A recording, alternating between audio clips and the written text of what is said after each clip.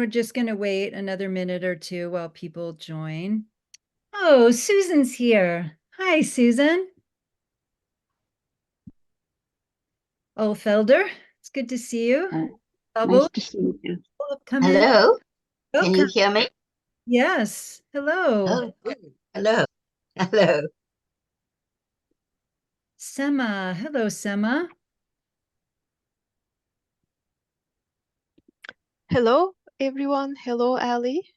Hello. Thank you for organizing such an interesting event. Thank you for coming. Yes, it's special. I'm going to go ahead and begin since my guess is there are going to be people coming in throughout.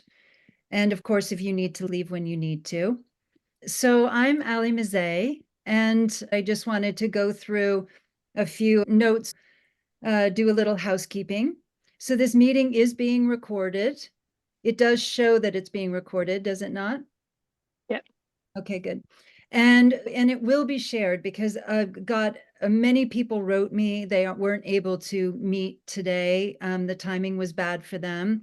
And they requested a recording, and I might even post the recording where it can be accessed publicly. So if you're not comfortable being seen, then just leave your video off. Though, of course, I'd prefer to be able to see your beautiful face and interact more directly, but you can leave your screen off, of course. If you have questions, I'm going to ask everybody to wait to ask them until the panel has made each presentation at the very end of our 15-minute each presentation. So in about an hour, you're welcome to raise your hand.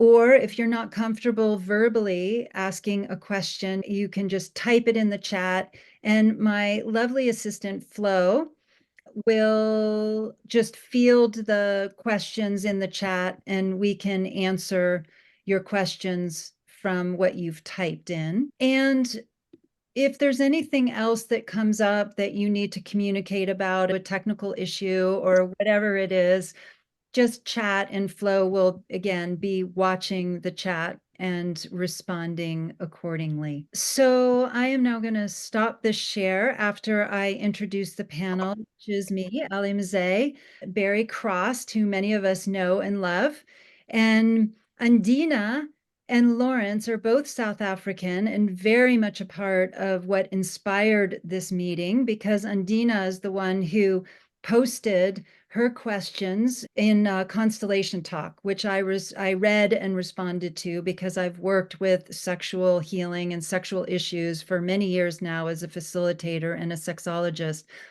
And so I responded, and there was so much conversation that went on both in the talk, in the thread, and also privately, that I thought, oh, wouldn't it be great to actually do a forum where we can discuss this further in person, face to face? Because as some of you might also be, I get nervous writing in.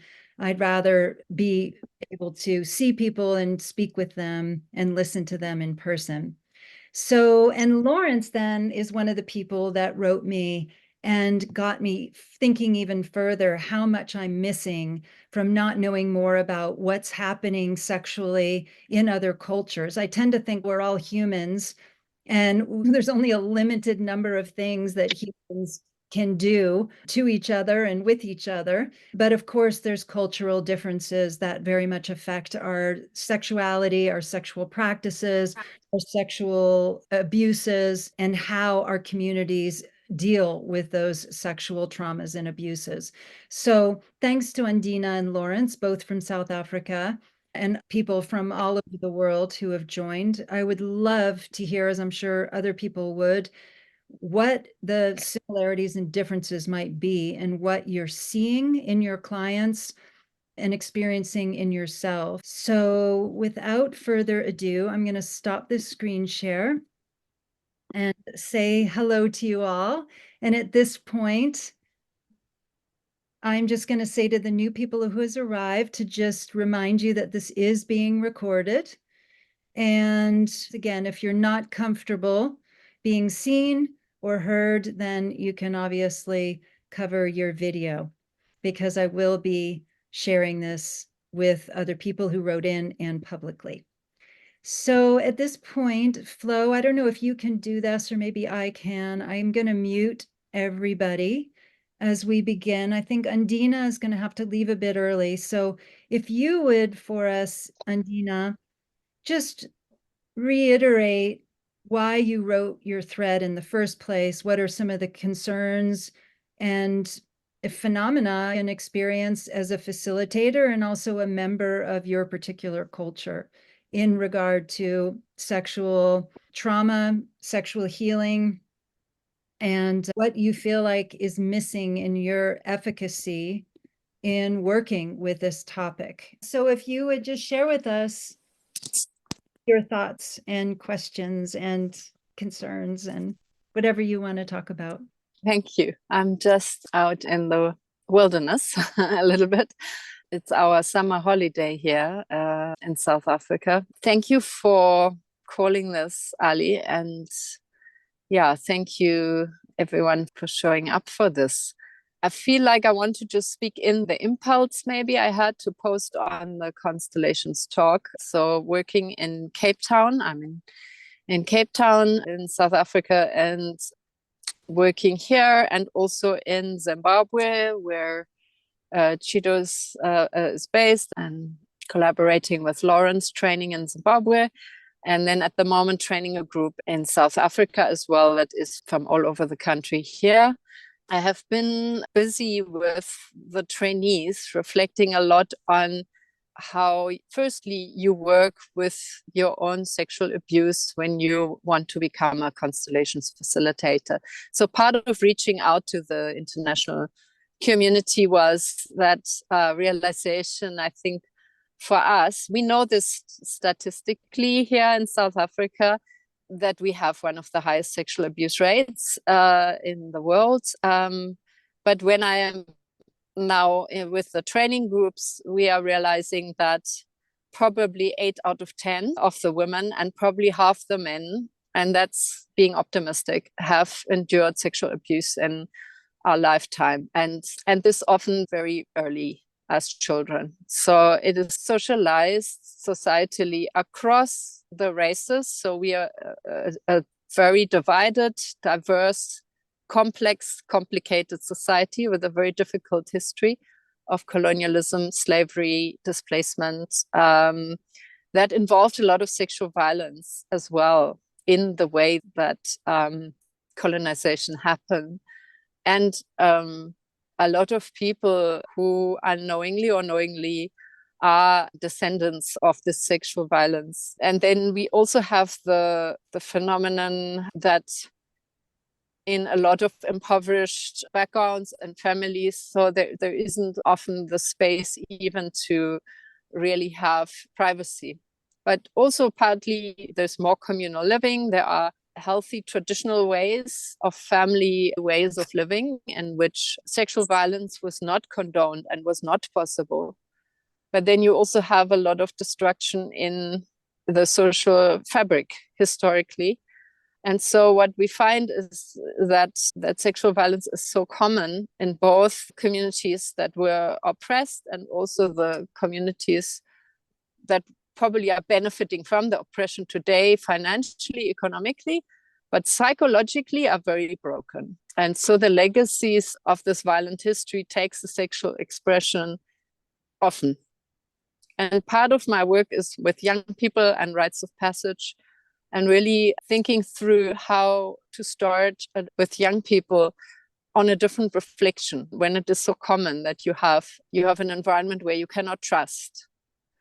You cannot trust anybody. So often when we are setting up around sexual violence in the constellation space, one set of constellations is very body-based, like just to see where in my body is all this living, because it's not just living in the area we commonly associate with sexuality, but it's living in the entire body in different ways. Where in my lineage is this living? So we sometimes in the constellation see we have to go back 6 or 7 generations to find anybody who hasn't been raped. So that's a lot of generations. But once you find the healthy fabric, once you find the memory of how it was when things were good and when children were taken care of and they were safe and women were safe and men were living in safety.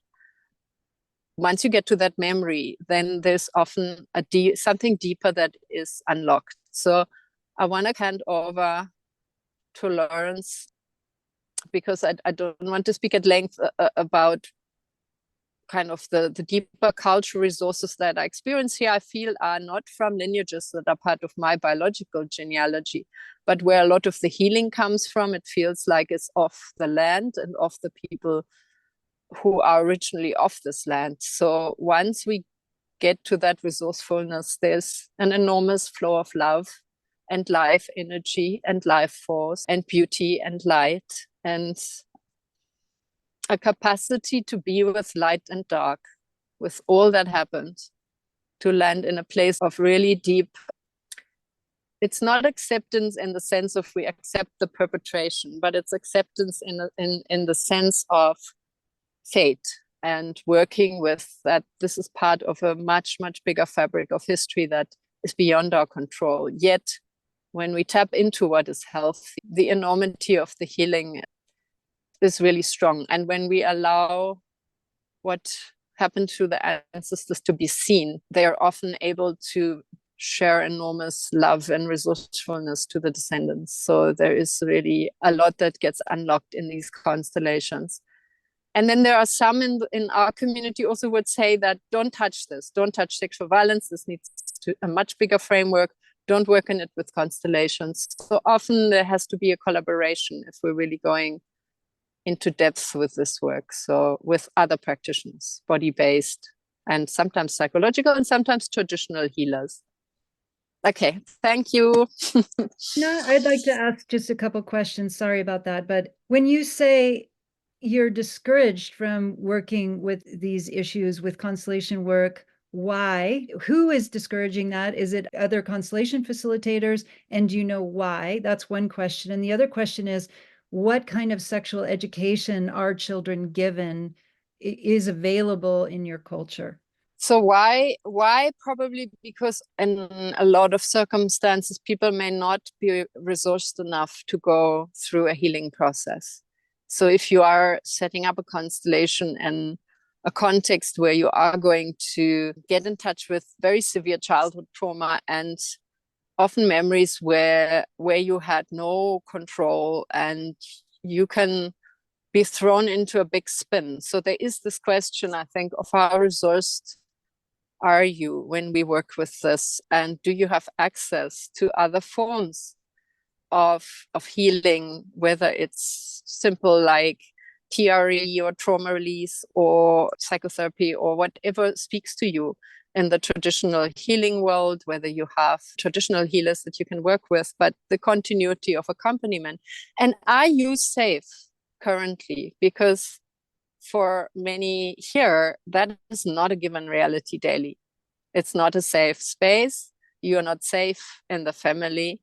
You're maybe in abusive situations still. So those are all important questions. And I think that's part of the caution some of our teachers have taken to say, yeah, but don't just stumble into this field and say, wow, this is very exciting, so let's set this up, because of the nature of the trauma. So that would be my sense. And then sexual education, I think, is because we have a vast array of cultures and languages. We have 11 official languages. So you start with having every government document translated to 11 languages, and people have vastly different cultural practices among this. And then you have significant religious differences. You have so you have so much complexity here that it's very difficult to say it's this or that for one or the other. You have polygamous traditions in some cultures. You have strong religious influence from religious leaders. But generally, I think we often talk about a rape culture, yeah? So you have a way in which even in recent incidents in my close-up sphere in the family, in the institutions, schools that we are with, when a rape happens, there's so much helplessness and nothing is done. The justice system doesn't work. people with money can buy their way out. And so young men who rape often get away with it. Women's role in sexual violence as perpetrators is underestimated. Male on male sexual violence is underestimated. So there are this huge layers of complexity. And I think the sexual education varies from zero, from nothing, from denial, from probably a very pragmatic approach, all the way to some very wise cultural practices around initiation. What does it mean to be a young woman in the world, to be a young man in the world? What kind of sexuality are you experiencing in your body? Are you binary? Are you non-binary? So there's incredible things happening in terms of that work. And there's a lot of reclaiming traditional ways in absentia of structures that could provide, I think, meaningful contributions at the level of school or the state. So a lot is in the community and in the family. Thank you. Those are fantastic answers. And before we turn it to Lawrence, is there anything else you want to share about what you find has worked really well when you're dealing with all this complexity and all these considerations? So what seems to be emerging here that is fruitful is that somebody comes to one of us, for instance, in the Constellations facilitator space, and says, okay, so I've been recommended to do some work.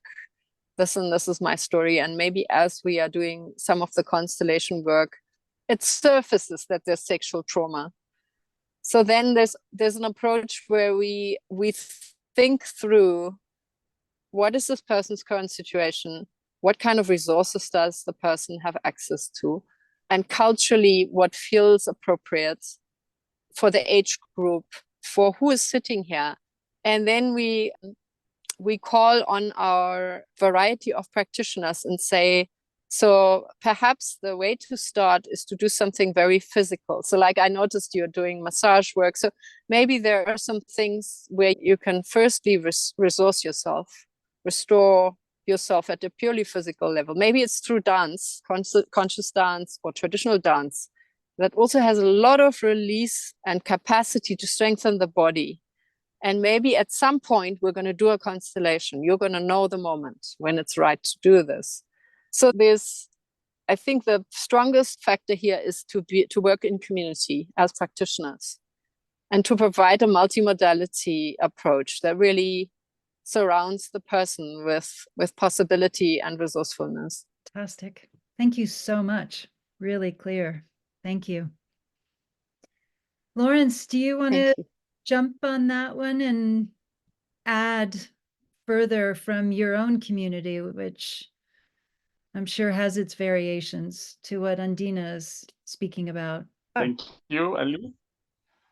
Where do you start with this? It's just a complex topic as one begins to unravel it. Probably I could start off with constellation work, where I did 2 constellations come to mind, where it was an all women's group and I was a male facilitator in the group, and hardly many could relate to constellations, but they would go along with the method, shall I call it that?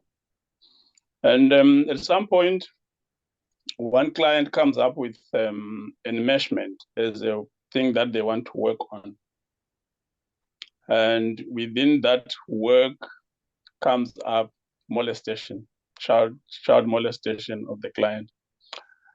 And almost, I would say, the high percentage of the women have this energy towards the perpetrator.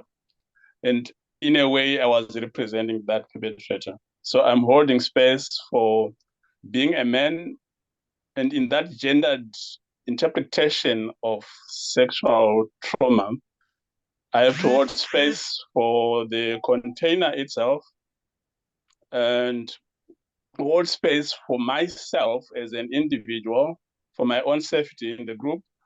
And this energy that's coming towards me as what would come across as being attacked, and hold space for the client to be safe and to continue doing the work. So there's that complexity that arises in one moment. And moreover, there's no training for this, that is going to happen like this. And I also hadn't perceived or before then realized that something like this would come. And it's in a religious community of the Muslims. And I'm not hugely familiar with the underneath workings of the religion. Those are some of the tapestry layers that come with the issue. Of course, the constellation goes on, and then after, the client then asks me, what am I going to do with my anger? How do I deal with my anger? So the integration after the constellation, how am I going to process it? Are you still going to be available to me? But I'm going to my husband now.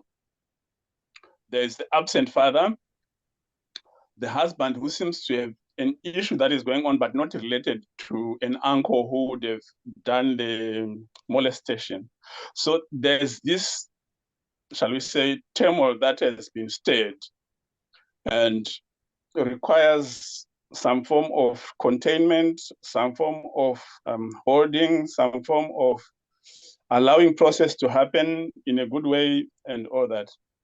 I'm not going to offer solutions because I don't have much, but my approach then was to offer a few energy ways of working with it.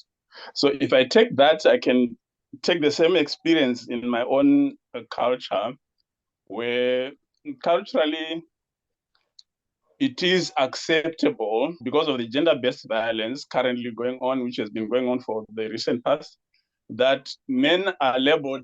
Sorry, Lawrence, did you say gender-based? What did you say? Gender-based violence, yes. There's a period like towards the end of the year when gender-based violence conversations become more prevalent and more open or more available. And mostly we are talking about, women are complaining about young children, 13 years old, who are going into marriage. So either that via the social security of wanting to find refuge from poverty and other social ills.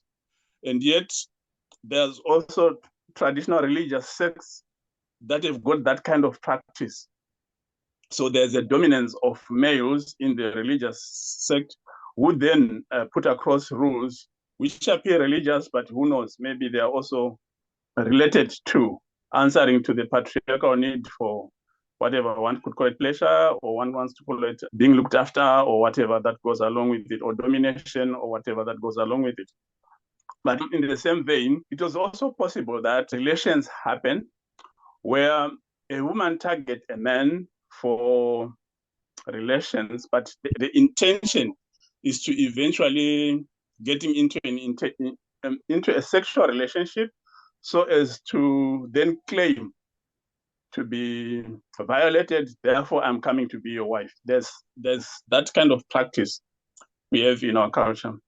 And it's actually promoted and acknowledged. It's not something that is frowned upon, but usually if it's not done in the proper way, then one of the participants end up feeling they've been taken advantage of. And this is part of this trauma we are talking about, that in the culture, there resides practices that seemingly we look at as innocent interactions between men and women, and yet there's a residue that remains that is never accessed or filtered to get to the core of the trauma. So that's one aspect. And then there's also the aspect of culture where males mostly can take advantage of women because the young sister of my wife can also be my wife in a certain way of understanding. And if I'm seen playing with her, there's an understanding that these two know each other, but usually there is always an element of domination. Either I'm financially better than the woman, or there is something that in me that is stronger than hers, and there's a pull of that. And if it's unconscious, then the woman ends up being hurt. But of course, that is blurred because we are related at some level, or we have got a connection that does not need my accountability or her accountability to play out in the situation. So culturally, those are some of the aspects that vary from one cultural tribe to another.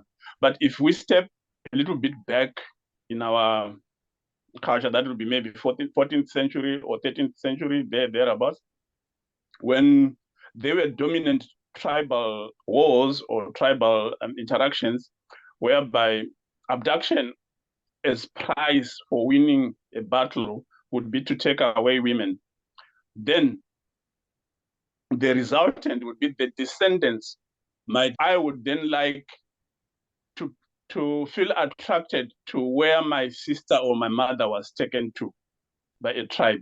If a tribe dominated us and took women from us, as a descendant, I feel attracted somehow, and I can't explain what the attraction is all about, but I like women from that other tribe that used to dominate us. And that is hugely unexplainable, and things go along like we are liking each other romantically and all that. But if it was to be looked underneath, maybe there is a following up of ancestry that went to the other tribe from the descendants of those who were dominated or something along those lines. But I could say that I've just started this work on one end, it was by trial and error. And now it's almost like intentional by having this conversation. And then, of course, there's need for equipping myself with knowing if a conversation arose or if in a constellation issues arose, what then would be the best way to work with the situation. I sent something to you which had some layers, and I can't pick out all the layers right now. But the cultural element is that which I've just mentioned. I think there is quite a sense of blindly thinking that the men are not necessarily taken advantage of sexually, whether it's by women or whether by other men. And the reporting that is quite difficult. Or even to bring it up, there's a certain element of hostility that comes up, especially from a women setup, where to access this privately resident issue that you want to bring up, it will really take a huge amount of reserves of energy to expose oneself in that way. That is almost similar to the same-sex interactions in our culture, where there is almost like a sense of giving it a blind eye, and yet everyone else knows that is happening. And when it comes to applying the law, then things become really difficult and maybe dangerous in a sense. So in some conversations, for example, like you were saying, I don't know the word that you used earlier when we were talking, but it was to bust this culture of holding things secret or private, in a sense that when we talk about same-sex relations, especially amongst men, there's this sense of barriers that seem to say, no, we don't talk about it here. But if it was to be privately probed, then we would know that this is actually, it happens, and we have evidence or we have a sense of that this is occurring. But then platforms where these things can be spoken in such a way that we can actually begin to dig into it. Like the other time I mentioned to a men's group, I mentioned that I would like to bring this up as a topic for discussion in the group. And the kind of response I got was, you really have to be prepared and to be resourced for you to hold something like this. Lawrence, I just want to clarify, is this same-sex sex, same-sex love, or same-sex perpetration, or any or all of those? All of those, I would say, because we don't have platforms where we can speak freely about this. And privately, we have had some conversations where those who identify as same-sex are looking for spaces where they can process some things that would have happened. For example, those who play sport end up being targeted for some other activities from their coaches or from their other players within the same team. And that which would have seemed like that's a space where they can express themselves or present themselves as truly as who they could be, they then come into that of, I don't know where to go and I don't know what to do with this.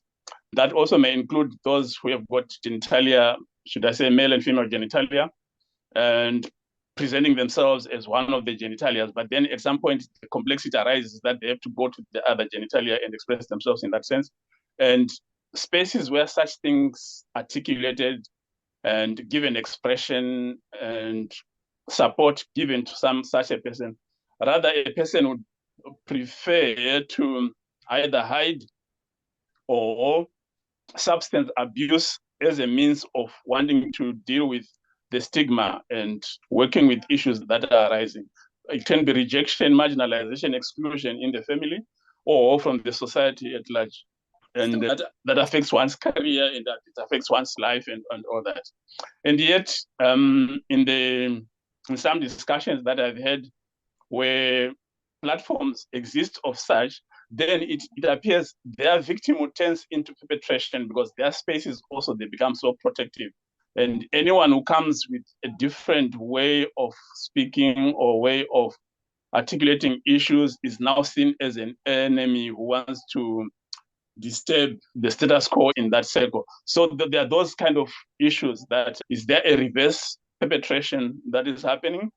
And the tendency to want to champion victimhood, which is almost embedded in the whole colonial race discourse, and giving rise to some races to own or to put forward the languaging, the traits that need to go along in the articulation of the matter, and almost like the rules with which such issues should be articulated and given expression.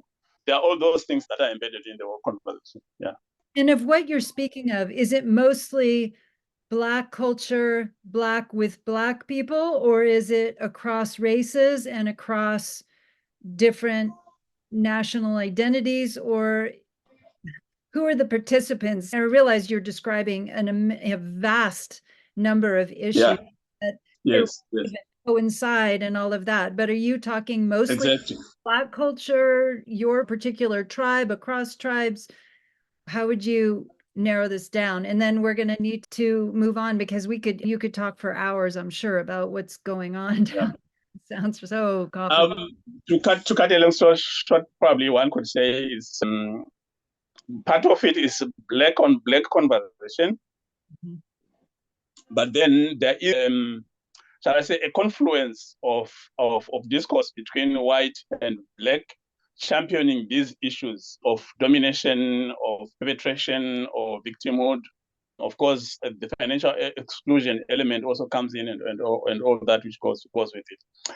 And there is a distinct Black on Black tribal element to it also, especially the shunning of the same-sex, whether relations, whether sex, or whether interactions, stigmatization, and things that go along with it, and creating platforms where such interactions can happen. Because even from shall we say, a government perspective, there you would get mixed signals where things can be said they are being articulated, but the dominant voice or language of most I would say most, that's an erroneous way of talking, but that's how I would put it, that most African governments would say we don't condone or we don't take kindness towards talking about same-sex language or activity. But everyone, or in my view, whether it's TV or whether it's newspapers or whether it's social media, we all know that some activity is happening in one form or the other. But then countries like South Africa have legislated this, and there is an openness towards it, but it's not necessarily very open because certain communities use humor or jokes that is laced with this kind of condemnation or perpetrating actually of such issues. So there are those complexities along the way. So as a facilitator, what are, say, 3 things that you are looking for or needing or questioning in your journey to basically deal with all these things you're contending with? Narrow it down. Like, I need to know how to do such and such. I need to know why something's happening, or I need to know how to better be in my own self as a facilitator. Are there specific things that you are wondering and want to bring to the forum today? Most likely, I would go to the first thing. One of the things that I presented at the very beginning, which is the support for a male facilitator within a women-dominated group. Yep. To identify or to be able to see the dynamics that are rising before one goes into either backlash response or not able to hold a client safely and the group safely, or to reflect back to the group that which is happening and have a constructive conversation out of that. There are all those kind of levels of issues that I would like to handle better. In my culture, I would like to handle better the conversation of the dominant perception that men are the ones who are the perpetrators. Yes. Almost like canceling out the perpetration of women and also canceling out the victimhood of men from the same perpetration. Because as young children, we also experience perpetration from our women helpers, caregivers. And when we grow up, then we have to deal with this on our own, or if you are lucky, in a group. But spaces where these are spoken or dealt with are almost like non-existent. And as I had said, if I were to begin a conversation in a men's group, these are the kind of issues that I will face. For example, I'll be seen as a sellout of wanting to bring into the open something that is so secret, that is hidden. Yeah. Even though it's meant to help the participants. And there is, of course, the dominant perpetrator energy that will still arise in that kind of space, and how to work with those kind of issues. And generally, like I heard you mention at some point that you would rather use what you call those maths or pieces of paper more than you would use human beings in a constellation. Those are some of the things that I would want to learn. What would be the best possible nuanced way of entering into the field and space to work with such issues that brings out the cooperation between the facilitator and the client, and not necessarily having to manage so many energies that then arise because of a topic that is so contagious. To give time to others, I would rather stop here. Great. That's fantastic. And I'm sure other people will have some responses when we open it up to the group. But I want to just quickly share something that Stefan Hausner taught many of us, that I think is particularly helpful when you're dealing with what you described with being the man holding the perpetrator identity, is that he will use pull aparts.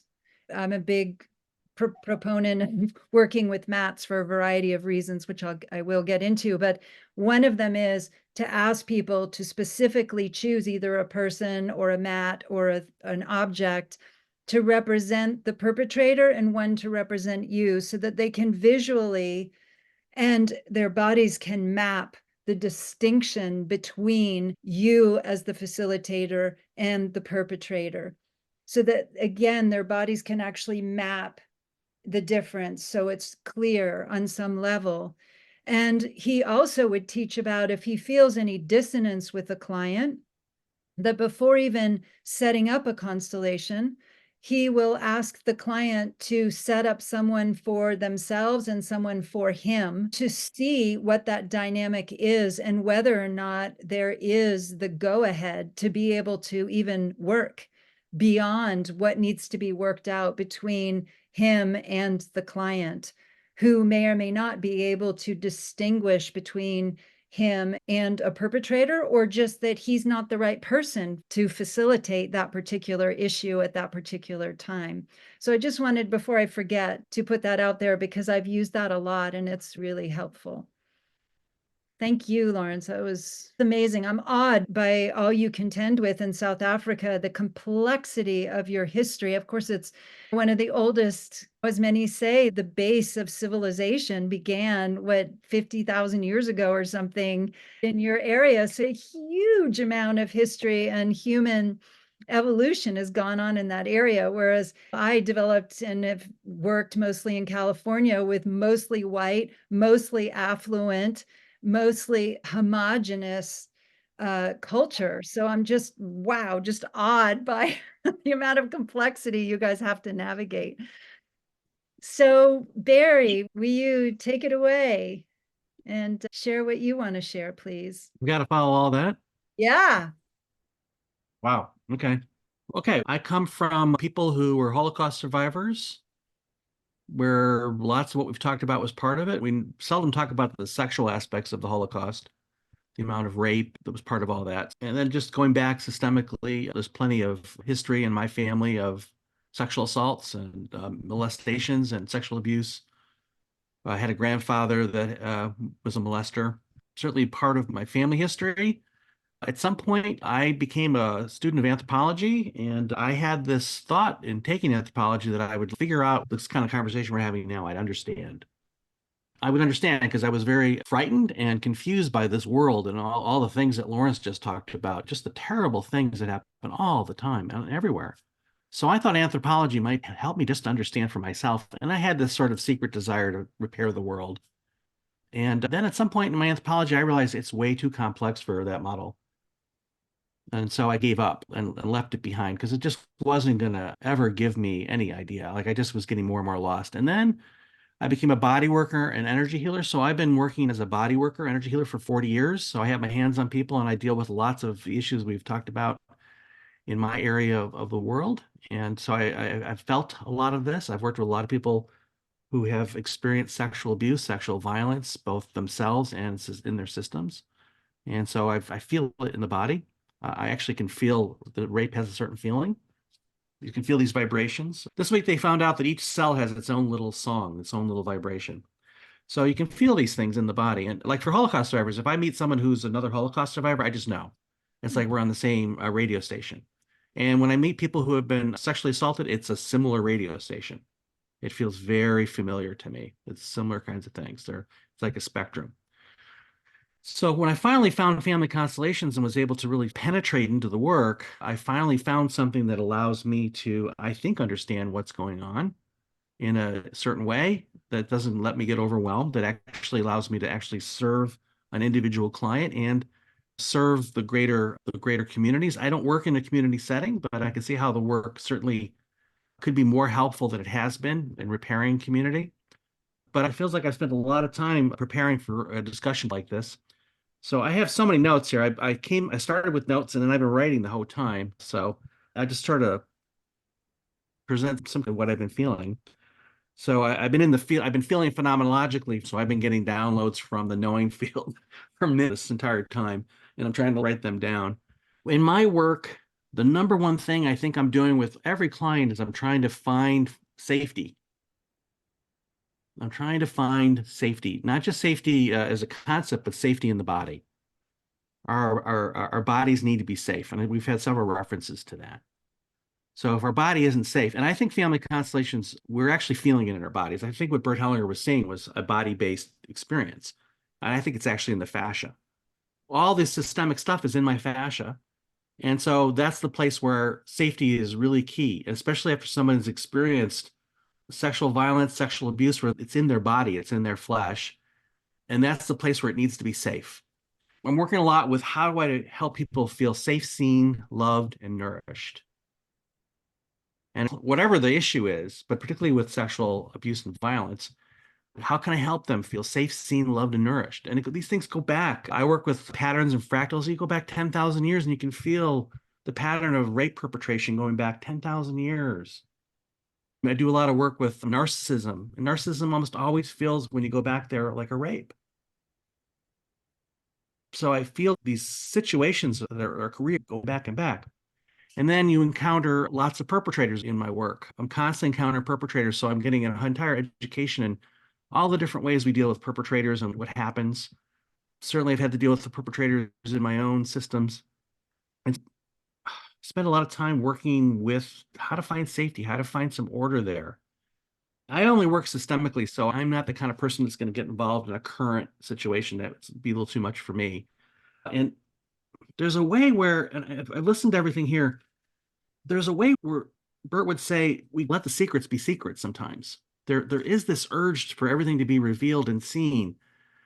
But I actually have a feeling that the need for the secrets to be revealed is part of the perpetration.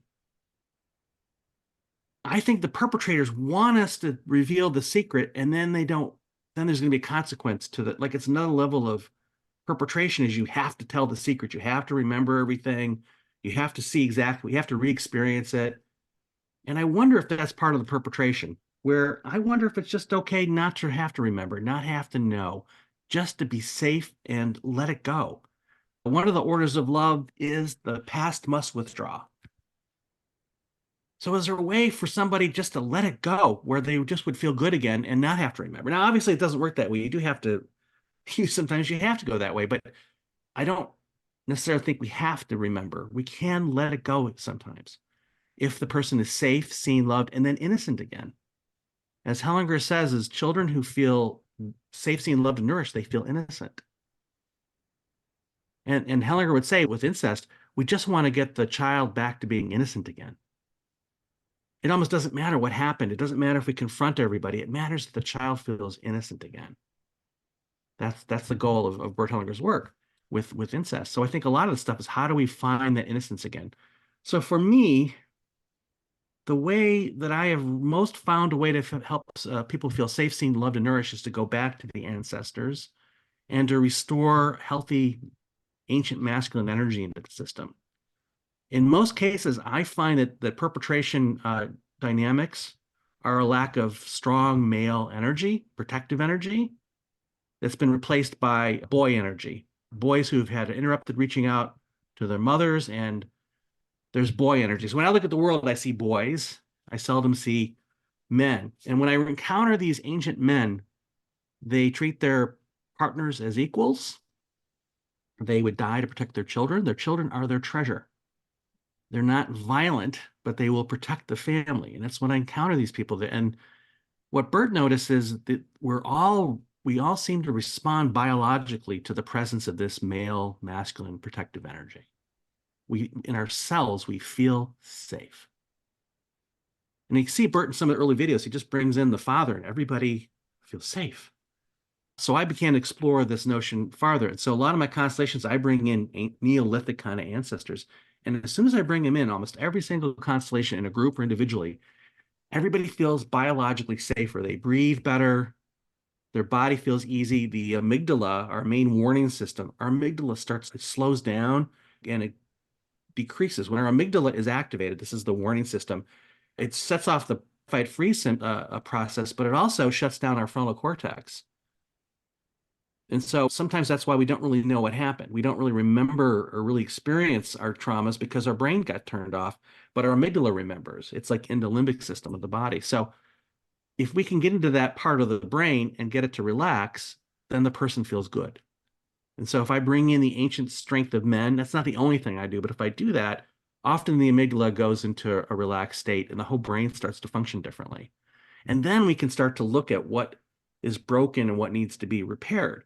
So I'm often bringing in ancient ancestors, or more recently, I try to help the men be men. I try to help to resource the men to be protectors of life again. And also lately, it happened spontaneously in a constellation where I repurposed perpetrators to be guardians of life. I had some terrible perpetrators. They were rapists and murderers. They cut people up, they killed them, they buried them. They were terrible perpetrators in the system back in some distant past. I don't know where. But somewhere in the constellation, the field, whatever, told me for them to have redemption, they needed to protect life. And so they were repurposed, and everybody in that constellation felt good when these perpetrators became guardians of life again. Not forgiven for their sins, but allowed to do what they didn't do. Rather than being anti-life, they were able to actually support life. And it's been happening more and more lately where now that I've seen it, I repurposed the perpetrators to serve life. And that seems to be the thing, is there's a way that this masculine energy is meant to serve life. And if that breaks, it turns into something really terrible. And so then we get into all the different issues about interrupted reaching out patterns. When I studied, that's one of the first things I've really been interested in family constellations, what happens when we have this interruption. And what Bertolt Ullsheimer talks a lot about is, and Bert too, is there's this terrible rage and anger and hate and violence that happens when we lose our connection to our safety. When we're not safe, seen, loved, and nourished. We see this in something called the still face experiments. The child who feels disconnected turns away. Ursula Frank talks about the turning away movement. So we turn away from our mother, we turn away from life. And in that turn away, we go into this terrible traumatic place where we blame ourselves for what happened. It's my fault she doesn't love me. And so there's a self-hatred that happens in this movement. And it happens in almost every child. They reach this place where it's guilty, angry at the self, hatred of the self, and there's no compassion there. It's somehow my fault. And this is where Bert talks about how we get these blind loyalties, atonements. And so I'm working with clients and with their ancestors who have turned away and have no compassion. They don't even have compassion for themselves. And so a lot of my constellations are about, how do I bring in the strength of men? How do I get the fathers back? How do I get male and female relations better so the child can turn back to the caregivers, to life, and have compassion for themselves? When we have compassion for ourselves, then we can have compassion for other people. And then we don't do those things. That's the problem right now is when you have no compassion for yourself, you're going to do horrible things and you're going to allow terrible things. But when you have self-compassion, I think it's a different, I think everything we're talking about is a lack of self-compassion. It turns into we're so inventive in how we can create suffering. My constellations are about how to recreate that turning back to life and turning perpetrators back into serving life and allowing accountability for everybody to have. There's a strength. When the strength is masculinity is there, it's easier for people to take responsibility for what they've done, men and women. They're able to they have enough strength to actually say, yeah, I did this. I spend a lot of time sometimes trying to help these people grow up in the constellation. During the constellation, almost every perpetrator I've seen is like a 5-year-old or younger. And somewhere in the constellation, I try to help these perpetrators and these victims even become individuated adults who have self-compassion or more self-compassion. And we do a lot of work towards that. Often I bring in death to really make it really clear what's going on here, real death. I like working in a deeper way because with all the stuff that Lawrence talked about, it's just painful. So it feels for me that if I can step back and look at it systemically, look where the orders loves are broken, bring in the ancestors, I feel like I have a better effect at doing things that actually help people. And I feel a little bit more comfortable that I don't have to save the world. Maybe I can just help individuals. And I think it goes out into the world. Hopefully it does. Just bringing in strength again, bringing in safety, and allowing the past to withdraw. I think a big problem right now, like this whole planet's like hoarding the past. And the past is toxic to the present. So we're making more, it makes more toxicity. So how do we just reduce the inflammation? So just getting the system back into a wholeness, a feeling of wholeness. And when children feel safe, seen, loved, and nourished, they feel whole. There's a wholeness to that. And then from that is joy. I don't know that you can really feel true joy if you don't feel safe, seen, loved, and nourished. So I try to bring as many sessions into a place where there's actually the possibility for joy in the system again. And I think in that moment, people don't do violence. All this violence and suffering doesn't seem like it's as likely if there's self-compassion, joy, respect for others. And if we go back, I've been doing a lot of study again of the indigenous people who lived in the Africa.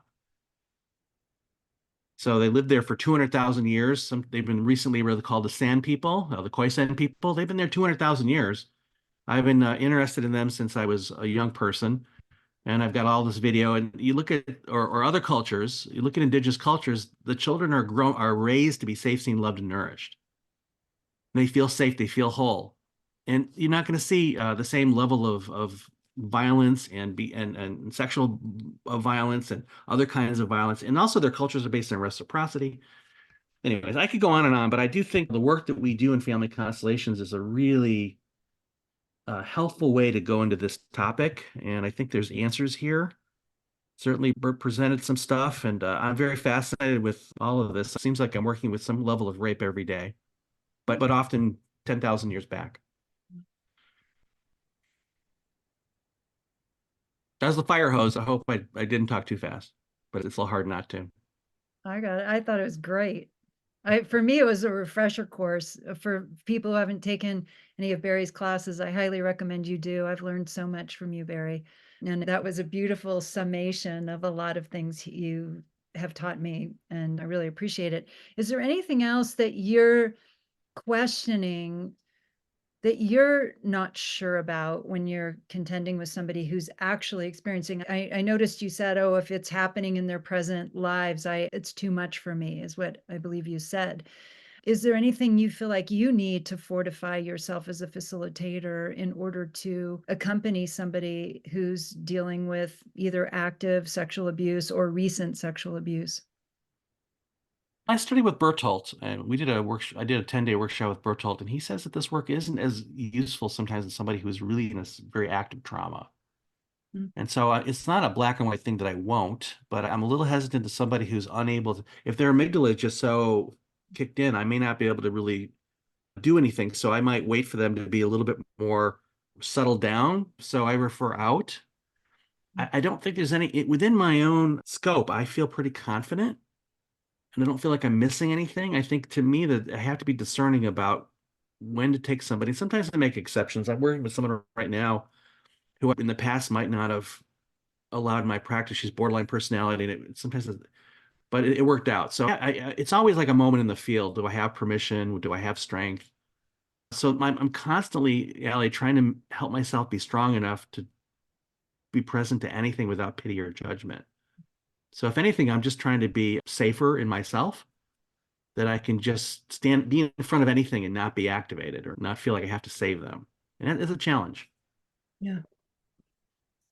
Thank you so much, Barry. Actually, that answer is a great segue for me to share some things with all of you, because I really developed my approach to working with sexual healing while I was working for 5 years at the Center for Healthy Sex in Los Angeles. And I was basically given 3 hours to work with 4, usually men, who were there because of sexual compulsivity and or some kind of perpetration. And they were often also addicted to some kind of substance or in active detox. So there was a very limited amount of time and also a limited amount of somatic attunement oftentimes, even though I also found that pretty much everybody I worked with was naturally a highly sensitive person, which I find that, by the way, often with addicts. So because of this, I had to develop a very streamlined way of working that was not predicated on people's capacity to represent. And what I found worked the best was being highly visual, because sometimes people couldn't really feel their bodies very much, and also reliant on our innate sense of spatial relationship. So having been a body worker also, Barry, I love that, for 40 years, I've always been very body oriented and very attuned to our sense of space and how our bodies map ourselves and the world and all of our relationships. And I, thanks to Jane Peterson, who really reflected to me that I also, having grown up as a dancer, have this innate sense of spatial relationship. And so I work in almost an opposite way to you, Barry, now, where yes, sometimes if it's a private session and I have an hour and a half, 2 hours, I'll bring in multiple generations. But I tend to work with the immediate. I tend to work with people who are in active trauma or recent events or recent traumas, with people either on one sessions or in small groups that may not have the capacity to represent. And yet a tremendous amount of information is still able to come forward because of this, what I call personal geometry, which again is something that I feel is very accessible to the world, going out working with therapists, going out working with other modalities that I think have so much to gain. We all know have so much to gain from the world of constellation work, but may not be willing to get on board with the more mystical, the more subjective perception aspect of constellation work. So I just wanted to say that's very much now my realm and my approach. And I was toying with this because I thought Barry, who creates fabulous PowerPoints, was surely going to have a PowerPoint today when he said, yes, I prepared something. So I'm going to put it on gallery view. Are you guys up for a really pretty PowerPoint, or would you rather I just talk? Okay. I'm seeing some heads. We're going to just go for this because I'm trying to get such a decade worth of work and a lifetime worth of my own experience into hopefully 12 minutes, which I will do my best. But okay, so I'm going to screen share. Where's my thing here? Okay. So I just wanted to, let's get this going here. I'm going to put it on play. And so that's who I am. You guys know that now. And so here are just a few common things that I see. And again, I really want to acknowledge we're talking about mostly white, mostly affluent, mostly Californian or California transplants. So people tend to be more liberal, I would say, in their approaches to things. Though I also have to say a lot of my clients were high-powered, dominant, patriarchy rewarded folks. They were lawyers, doctors, people who were used to being in power and having a lot of privilege. And so that was another reason why I came to work more and more with MATS and spatial relationship, because the body has a logic of its own. And these guys actually could relate to something that was so natural that it felt logical to them, which I found very gratifying. So one of the things that I see over and over again, and not just victims of sexual perpetration, is that we also, in a lot of our cultures, lose our lower bodies. We lose access, we lose sensation, we lose what Philip Shepard, a friend, colleague, and guest on my podcast, he talks a lot about the pelvic floor, and that if there's any, he doesn't call it safety, he calls it security to be had. It is our capacity to feel and reclaim our sense of being from the base of our bodies, which also happens to be where our genitals are. And I personally feel like one of the reasons why sexual perpetration is used as a weapon of war, whether that's between countries or within a family, is because it dissociates us from our lower bodies, where our place of power lies and sits and expands. So if when there has been rape, when there's been abuse, people tend to lose their sense of their base, their core. And of course, anybody who's done grounding exercises or visualizations, it's all about that connection to the earth, to the mother, to our own sense of deep history and creativity and pleasure. So I see this very much, and that's a big part I'll come back to. The necessity, and Undine was talking about that too, using somatic work in whatever capacity. In fact, like right now, I'm just going to ask us all to just wiggle around your pelvis just a little bit. It can be as simple as that, as just feeling your butt and your hip bones on your chair. And you might do a few Kegels and engage the pelvic apparatus, and that may or may not bring a sensation of some pain or pleasure, but it's just so important when you're dealing with sexual trauma to reassociate and reclaim this lower part of the body, which can take just seconds, like we just experienced it, hopefully, or it can take years. But I want to just really emphasize that. And I also see, as Barry, you were saying too, if you ask people to place mats or people or objects to represent even self and parents, almost always there is not support. And whether that's because an event occurred and it wasn't well received, or it was held as a secret, and so there's a sense of distance in that relationship, or whether or not there was never support, and potentially that lack of support led someone, this was my own case, I would say, in my life, to be more susceptible to sexual trauma because of a certain lack of support. This is so important to see, which you can see through the spatial relationship immediately. Within a minute, you can see, oh, this person doesn't have anybody behind their back, or they're not being seen. And of course, shame. Whenever there's shame, there's going to tend to be silence and secrets, which, Barry, I thought what you said about secrets wanting to be spoken, that's like a whole other concept and conversation I would love to have sometime. But in general, there is a lot of silence. I just worked with somebody recently who had been raped a couple of weeks before and had also been several years before. And she did not tell anybody, had not told anybody. And I was able to just bring her into a sense of safety or security or rapport enough that we were able to talk through this, which leads to the next thing. A lot of that was about normalizing the experience. So this little bullets, and I was looking back at it today and I thought, wait a minute, that's more like how I work with that rather than what I see. But the importance of normalizing experience, I think, can't be underestimated. And whether you do that professionally to assure people that they're not alone, because this is so common, and possibly personally to let people know that you may have also had similar experiences in your life, and hopefully model for them that there is a way to the other side of what they're experiencing. There is a way to even thrive despite those experiences.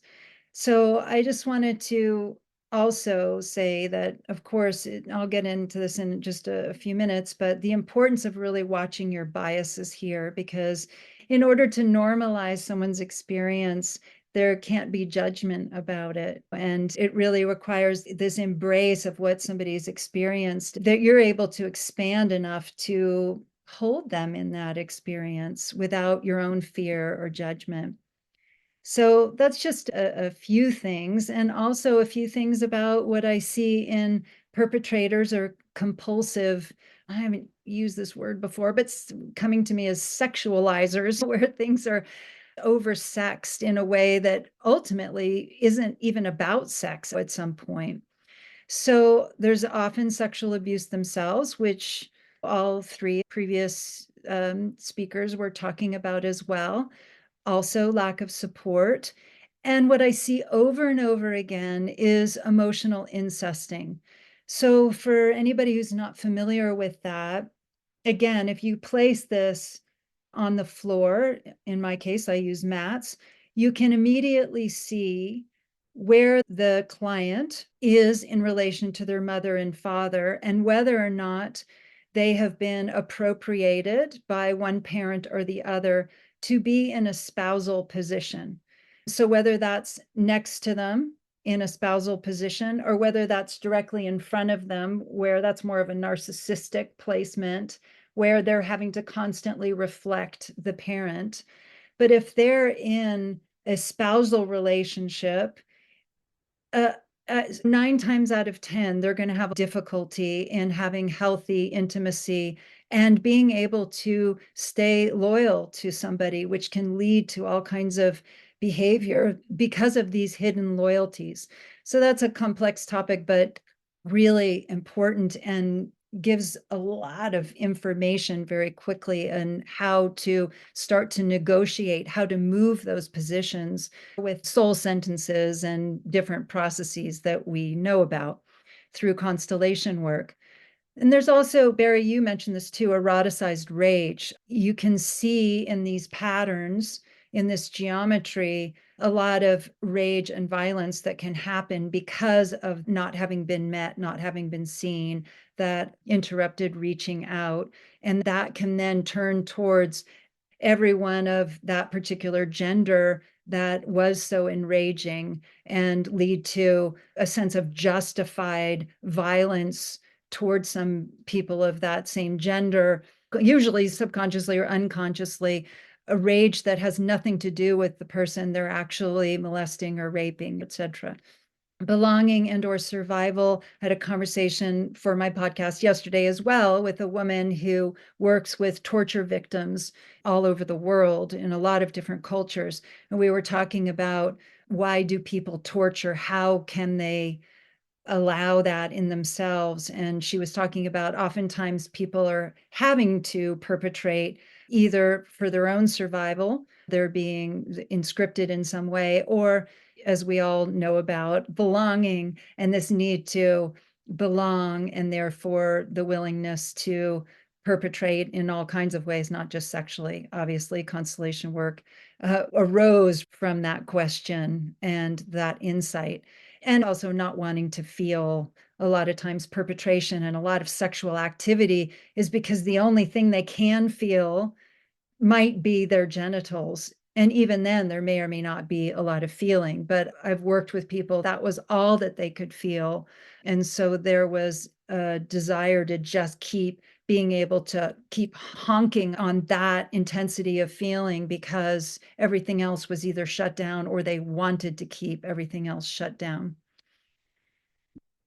These are just some of the things, and I hope this isn't too much information, but Undine mentioned this too, the importance of really working with your own sexual issues and experiences and traumas and cultural blind spots to the extent you're aware of them, because your own personal biases will really obviously affect what you're able to see in your client, what you're able to work with compassionately, and the importance of just being able to recognize that this isn't my jam. This isn't where I'm strongest, and to outsource. And I think that takes a lot of self-awareness and being conscientious, as of course we all always try to be as a facilitator, to recognize our own limitations.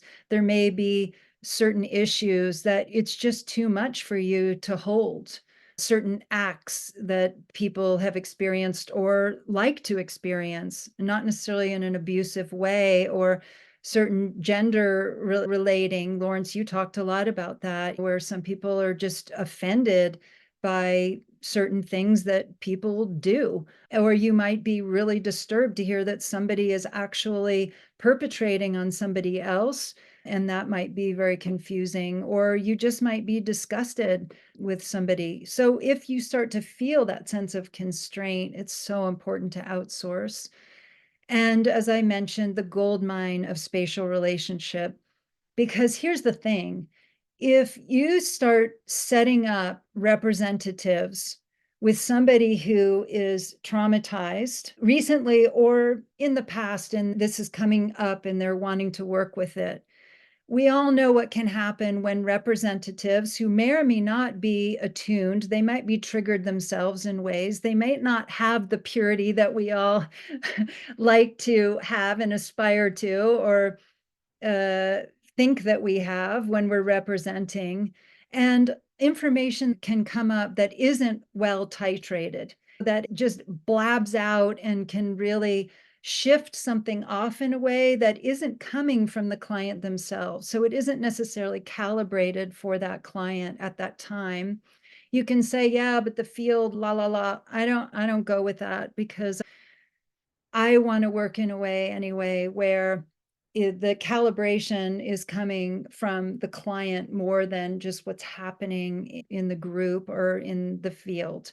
Spatial relationship is immediate, it's visual, and can be relied upon, as I said earlier, and it can calibrate and keep a closer sense of what's going on, because the client is placing mats in this case.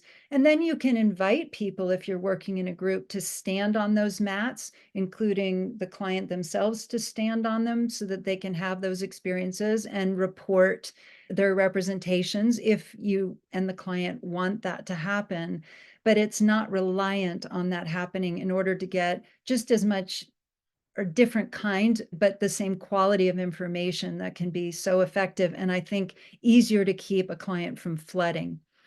So just resourcing, how am I doing with time? Okay, and just a few more minutes. Resourcing your clients is so important, working somatically with internal states. I can't emphasize enough the importance of getting some trauma training if you're going to work with this topic, to learn about even some basic. I had Joanne and Darian out in Santa Barbara, were just invaluable in their teaching some basic somatic experiencing techniques, really teaching us about how to help people come back to their body, to being present, using the senses, learning how to pendulate and titrate. There's so much amazing work out there to learn about that. And I just want to mention from this conversation with Amber Gray yesterday, who works with torture victims, we talked about dissociation actually being a really amazing capacity that our bodies have. Oftentimes, dissociation tends to be a bad word. Oh, somebody's so dissociated and that's bad. But I think it's important to acknowledge that actually dissociation is really effective and really helpful, and potentially is what kept somebody alive and functioning at all. So there needs to be a dance between acknowledging and even celebrating dissociation while at the same time encouraging people, as Barry was talking about, to feel that sense of security and safety enough to be able to associate and reclaim one's presence. Identifying resources is so important, and to really help people be specific about what they are, because people might just put something generic, but they can't really map it into their body. So it's really important to be specific when you ask people. In my case, I'll say choose a mat for, name at least one, if not three things, and where do you place them, or do you hold on to these mats? Do you keep them next to your body, or do you place them? Because sometimes people, particularly if there's been perpetration and lack of support, they don't know what support feels like. And they're not comfortable with something behind their back. That is frightening. And their bodies immediately are like, what could hurt me? Which is a whole thing in itself. How does the body learn that having support isn't dangerous and threatening? So that you can help people explore placements, whether it's a mat or a person. Okay, what could feel good and what could feel soothing and securing for you today? Because it might change. And another really important resource when there's been any kind of sexual trauma is to help the person identify something that's positive sexually that they may have experienced, so that they can find it again to come back to and remember themselves in their wholeness. And that positive experience may have been a first love experience. It may be their own solo pleasuring and sense of sensuality. It may be a fantasy that they have. It may be a certain aspiration for a certain kind of sexual romantic relationship. But I think, as we know, it can be such a consuming experience to have a sexual trauma that people can shrink and pull into a sense of self that is truncated and missing so much of the wholeness that can be used as a resource to remind people, actually, you are so much more than that event, and to actually see it mapped, either again with mats or people, and have that represented to remind people of their expansive self that is also healthy, that is also resilient, that is also potentially even confident. So that was a crash course. And I don't know, I want to also just share one more thing with you guys, because I find it so incredibly important. Almost always I will do this, and you can do it with people or objects or mats. It's so important to have this sense that people are not just taking back what was lost, but they're also giving back what was taken on, and often even impregnated. Like, I think of rape specifically as leaving behind something in a very energetic and physical way that I think is so important to represent and even ritualize. It's so helpful. And again, I use mats to do this. If you ask somebody to specifically name and choose a mat or choose an object for what it is they felt they lost. Do you feel you lost your body, your sensuality, your sense of safety, your orgasm, your self-respect, freedom, independence, joy, confidence, innocence, pleasure? What do you feel like they took from you? Because ultimately, what matters about whatever has happened to us is not that it happened, but the effect it's had on our current capacity to experience what we want in our lives, to have healthy sexual relationship. So what is missing right now in one's ability to engage in the way that they want to, or future ability to engage, what in this list or in their own life experience, and to get that really specific so that it's not just this general, oh, I've been abused and therefore I'm a victim and therefore I'm messed up and therefore it stays very vague. And also to make specific in a really physical way what you might have taken on from a perpetrator. And that can be something that you begin to think is yours, like self-hatred, self-disgust, shame, guilt, ugliness, unlovableness, darkness, trauma, demons, even a curse. So these energies, I have no doubt, and I've experienced this myself, can be left behind and confused as being your own when really they are someone else's. So having this ritualized exchange, I have found to be just great and really helpful to acknowledge what that is, give a sense of cleansing, affirmation, and celebration for that. All right, that's it. I'm going to stop talking now. You know how to reach me if you take a screenshot, if you want to reach me, or everybody else can leave their information as well if you want to get a hold of anybody, or you can ask us questions now if you have questions about what any of us were talking about or any of us have to offer. I'd be happy to share further, as I am sure Barry and Lawrence would. Okay, I'm going to stop sharing and feel free to ask any questions.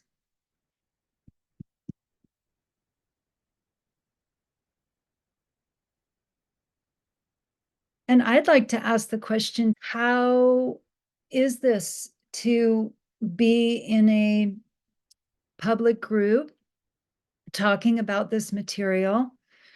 Is it helpful? Is it triggering? Is it inspiring? Is it disturbing? I don't know what else it might be, and I'd love to know. Because normally, frankly, we don't talk about sex, let alone informative. Great. I'm so glad.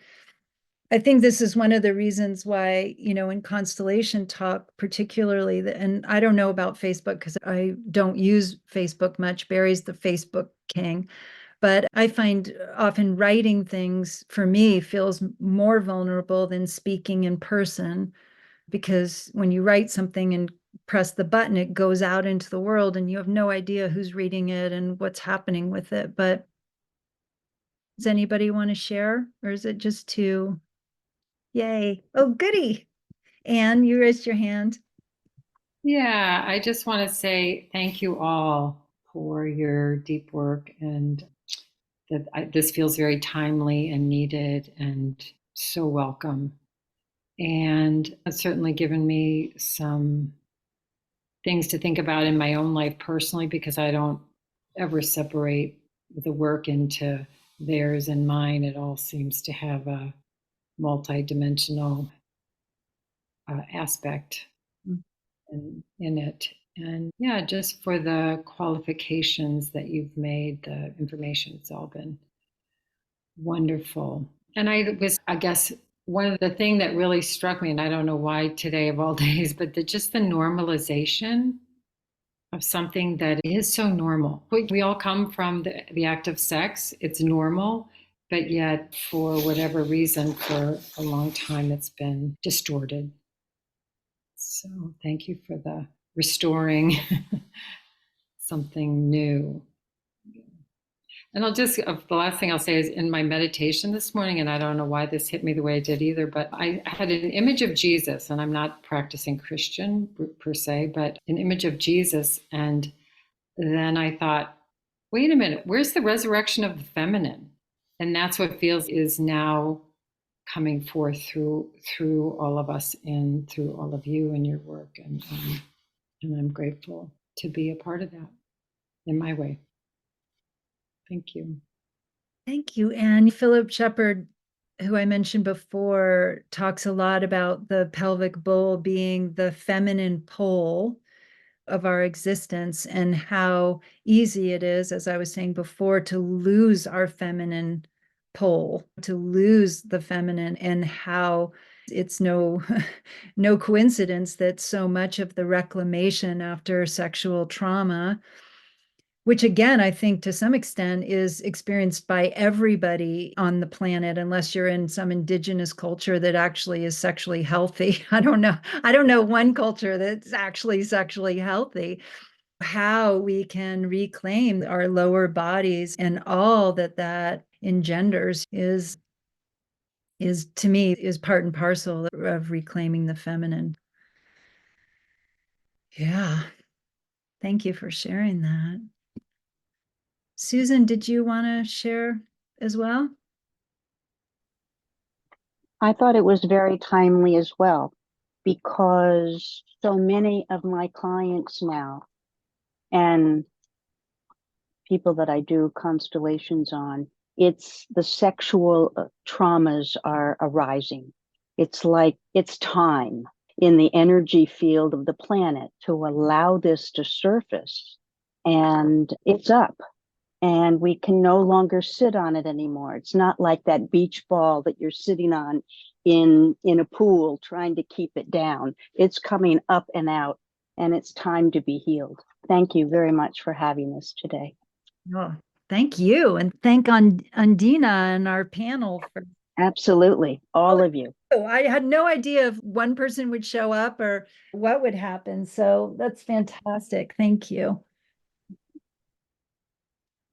Oh, anybody else want to share or ask a question or make a comment?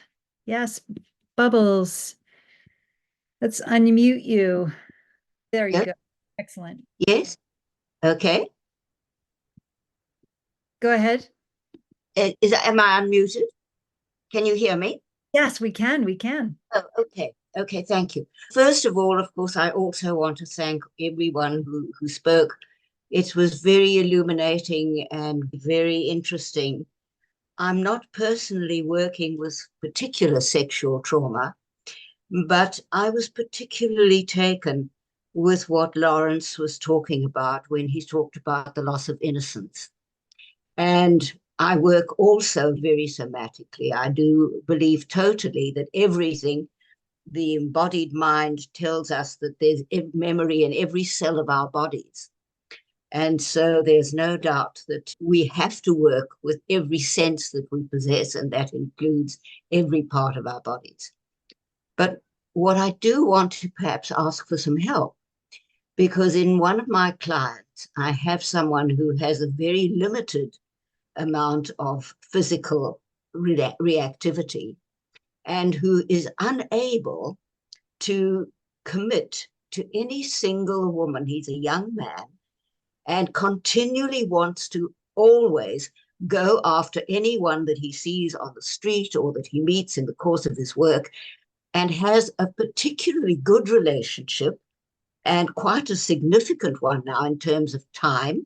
And they've even bought property together. They live together, but he simply cannot allow her to become his mate. He will not marry her, she's complaining, and only wants to be able to be free to take other women. Is anybody able to help me to see what is this about? Barry, do you want to say anything about that? And I'll put my comment in there as well. Can't hear you. No. No. Your showing is unmuted, but we're not hearing you. I'm going to mute you again and unmute you and see if that does anything. Showing you is unmuted, but we're not hearing you. Okay, if you can figure that out. Bubbles, I'll tell you, I saw this over and over again, what I mentioned about emotional incesting. If you, Yes. Oh, there you go. Do you want to go ahead or should I? I'll go ahead. Barry, you're frozen. No, you're not frozen. Oh, technology. I'll go ahead and I'll say what I was going to say. So if you ask somebody, and I don't know how you work, if you work with representatives or you work with objects or mats, if you ask the You client, ask Max often. oh, okay. So if you ask him to put a mat for himself, his mother and Yes, father, is just out of curiosity, is this a handsome man, like somebody who? yes, quite a nice looking, very sporty, Yes. loves sport, I've that seen sort. that particularly with very handsome men who were probably beautiful boys.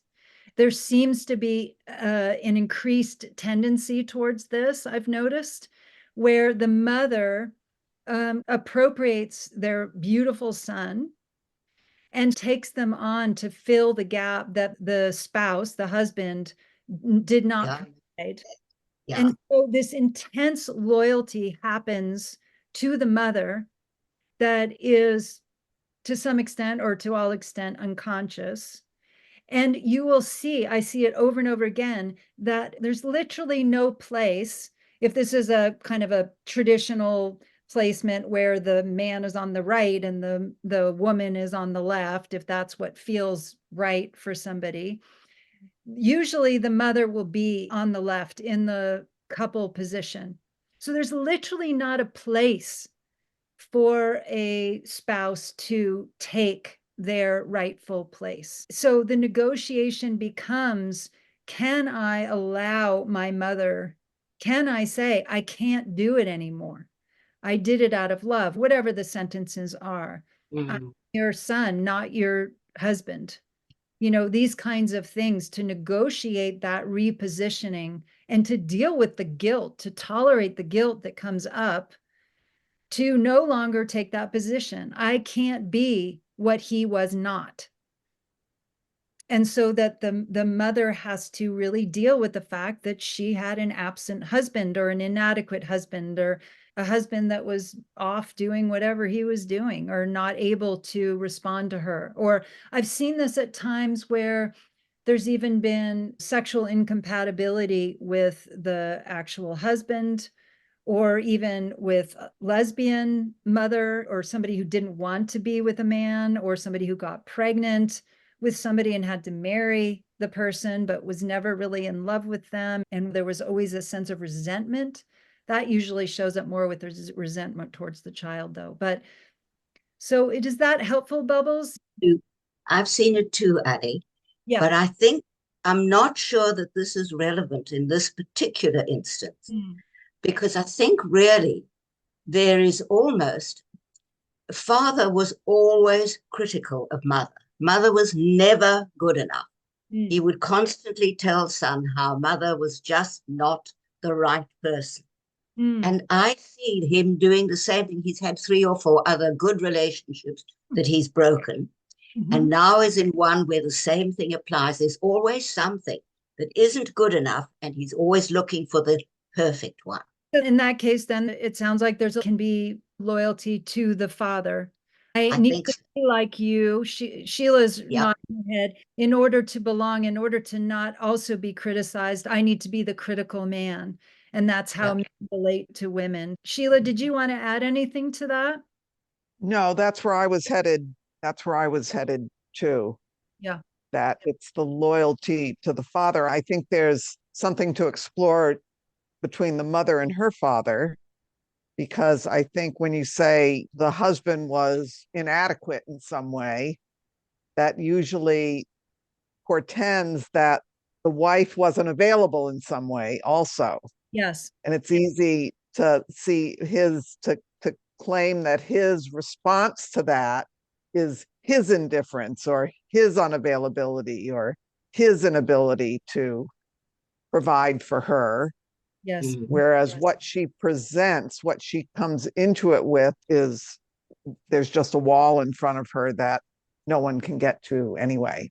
I'm so glad you talked about that. I saw that a lot with working with the partners of the sex addicts who were the identified patient. They were supposedly the ill, messed up ones. Yeah. And you did a session with the partner who was the scorned partner, exactly what you're saying, that it turns out, oh, actually, I wasn't particularly available to him, or as the case may be, and that the partner, as Bert said, systems marry systems. And so all of a sudden, wait a minute, I guess I wasn't so there either in my own way. Great. Yeah, this can happen also in the case where someone's having an affair. Yeah. And then the person having the affair gets the bad rap. Yeah. When in fact someone marries into the couple and the other partner was never available. Yes. And having an affair isn't the healthiest response to that, but it is a response to feeling like there's nothing for me here. And so that partner can turn away. Yeah. But they didn't initiate the turning away. That's the bad rap they get. Yeah. So agree. Yeah. I can see that too. Thank you.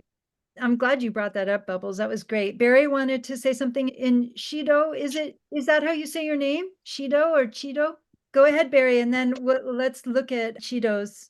I'd love to talk to her. What we often find is that in that situation, I think the son wants to stand with his father, but he doesn't have permission. He's not allowed to stand with his father in strength.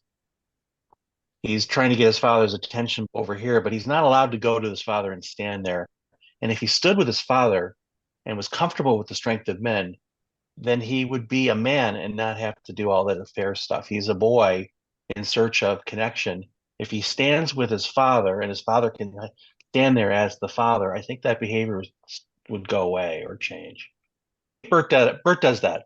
Great. Love it. So I'm going to just read what you said, and if you want to unmute and speak too, please do. I found this in people that were abused in their younger years. My female client tends to be conquering all the men she is sleeping with. My male client was abused by an uncle, and it seems multiple relationships with females is his way of showing he is not gay. Yeah, really interesting. Yeah. I think that resonates for this person as well. Absolutely. Right. Interesting. Interesting. Yeah. Was somebody speaking? No? Yeah. These are great. I hope, Bubbles, it didn't sound like I was like, oh, it's always emotional incest. Of course it isn't always, but I always check that and can see a lot in those initial configurations. I asked Stefan Hausner that once, like, why do we set up pretty much the same thing at the beginning, the client, the mother, and the father? And basically he said, because you can see pretty much the whole pattern, pretty much three placements, at least is a super strong beginning that gives a lot of information to proceed from there. But again, if I can and I'll just add something to this, if what Barry was saying about getting the man to be a strong protective figure, this is exactly what is missing. The man is not protective. He sees, the client sees father as inadequate. In fact, also as potentially gay. So it's a very complex story. And I can see how to bring that masculine sense that Barry was talking about, which I feel is missing in our culture, really, almost. That really and truly is a very tricky thing to access. Well, Barry does a great job in sharing how to set that up and how to include that in the field. Highly recommend you take that workshop. It's wonderful. I'm rather far away from it, unfortunately. Online. It's online, my dear. Isn't it? Oh, yeah. How do I access it? Please tell me. Barry, let us all know. Are you doing Strength of Men workshop soon? I'm doing the Strength of Men workshop January 21st, I think. Oh, wow. How do we access? I can put that in the chat. Great. Would you? Yes. Oh, and are we saying this Shido? Is it Shido? Yes, Shido. So I just wanted to ask Bubbles that are you working with your clients through constellation work, or are you using a different methodology? I am essentially working therapeutically, but I use constellation because I am a constellation worker. And I use constellation. I'm working online, which also for me is not ideal, but obviously we're doing the best we can. I'm in New Zealand, he is in France. And so we are working constellation one-on-one. I haven't got a group to use. Mm-hmm. Why do you ask? No, I just found I've recently started using constellation work more and more because I'm usually more of a therapist than I am a constellator. So I wanted to explore the use of both. And so, and just this whole conversation, I was like just trying to see how it would work. I've never really thought about using constellation work with such issues. Well, the situation has not presented itself as yet, but it would be quite interesting. And I like the use of minutes. That's something that I've never really done before. But it was a really good learning, just like hearing the possibilities. Yeah, but constellation work is still also very new in my field. So I suppose I'm not as confident to delve into it with such big, matters as yet. Yeah, if I may say, because I worked in clinics and rehab centers a lot, and I know Sheila has some really interesting things to say because her background is also clinical environments. So I'd love to hear what you, Sheila. But one of the reasons why I'm now doing what I'm calling personal geometry is that I'm so interested in bridging the divide and providing some of the methodology and philosophy of constellation work, but being able to apply it in a therapeutic and clinical setting that has constraints that could seem very strange in those contexts or in different cultures, and that are immediately accessible so that you can bring in mat work for literally 5 minutes to check on a dynamic or a relationship and let the body express what it knows about a particular relationship or dynamic, and then continue talking, sitting on 2 sofas or whatever you do in a normal therapeutic environment, and switch in and out of them just delicately and elegantly. I'm really loving that versatility that it sounds like, Bubbles, you also have found as well. Absolutely. Yeah, absolutely. Yeah. And you put it so eloquently. Very nice. Thank you. I'm glad. Did you want to add to that, your experience with working in clinical or therapeutic environments? I was just going to say to Bubbles that I'm working one-on-one with clients online. They don't come to me specifically for family constellation work, but I find that using guided meditations to bring them in contact with a parent or a grandparent or someone who's deceased really works effectively to give them some information that the feeling that they have, the loss they feel, or the dynamic they're trying to work out can be resolved at a source that is not the current relationship. Mm-hmm. And this seems to bring a lot of relief. I have a transgender client who's trying to find a way to be in the relationship with her husband, and she had an absent father, and the absent father keeps coming up when she's talking about this hole. She's got this hole in her heart and her husband can't fill the hole and so on. I did this guided meditation to bring her in contact with her father. And this is something she only saw the father as the source of the hole. She didn't consider going back to the father to regain something that she felt she lost. And when I did that in a guided meditation, for her, it was life altering.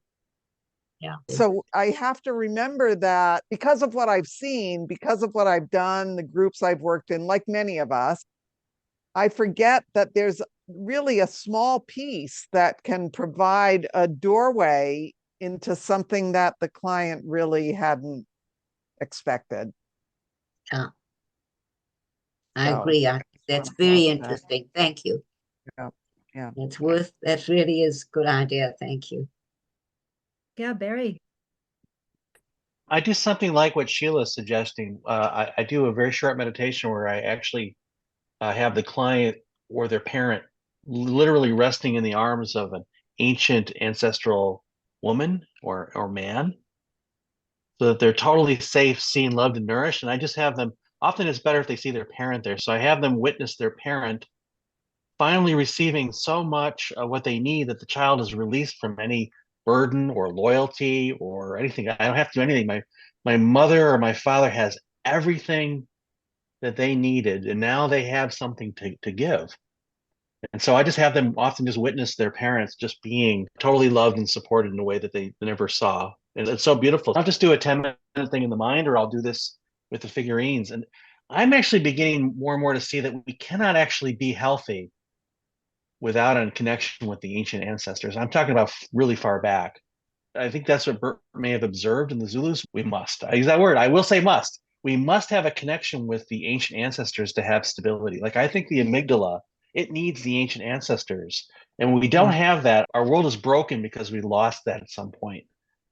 And I don't think we can do anything with all the current or even immediate generations that's going to totally give us what we need without the ancient ones. I think we have to have them. And I think bringing them in is a solution to, it's that foundational thing that I think would help almost every situation. Barry, you know what's interesting is that there are now I see so many films dealing with ancient civilizations and talking about how brilliant they were and how much they knew and how much they contributed. So there seems to be a movement towards exploring that and bringing it into our consciousness. Yeah, but I usually go farther past that. I go back to when I'm in the field, I go to hunting and gathering times.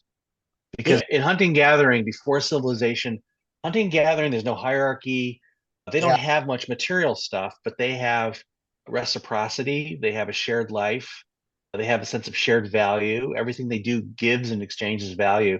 So usually when I bring them in, my image of them is they're wearing furs and spears, and no matter who I work with, it almost always the ancestors seem very ancient. I think the problem is when we started writing. The memory changes. When we created writing, we could lock things in permanently. The past couldn't withdraw the same way. So I actually look, where do we start writing? I want to go past that when it's oral culture. There's something terrible happened when we started writing things down because we froze things, and we can hold on to things forever and we don't let them go. And I'm very much in this Bert Hellinger law that he mentions, orders of love, is the past must withdraw. The past must withdraw. And I think that's a big problem with a lot of even this topic today of sexual trauma. I think a lot of it is there's a toxicity to these broken things being around all the time. It's like a toxic body. We need a big detox.